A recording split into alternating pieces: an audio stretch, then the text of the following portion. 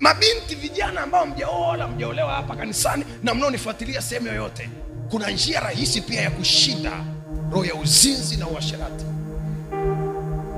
Si maombi peke yake. Unaweza ukawa unaomba huku unazini.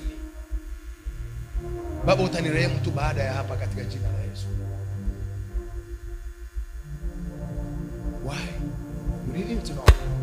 There is what we call connecting with the means of revival. Kujiambatanisha na watu wenye moto wa Mungu. Si mafundisho ya dini. Watu wanajua uzinzi ni dhambi, kwani wameacha?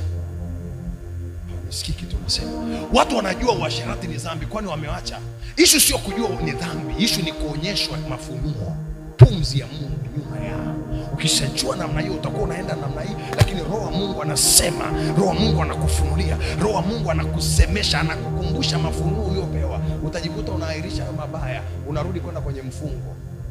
Kuna nguvu inapandwa ndani yako, na nataka nikwambie nguvu inakuja na uwezesho, inakuja na mamlaka, inakuja na mafunuo. Inapokuja namna hiyo inakufikisha mahali ambapo you never. Na ndio maana ni hatari sana kama unaunganishwa na mafunuo kama haya. Hayakusaidii kwenda kushinda dhambi unayafanya ya kuzoea.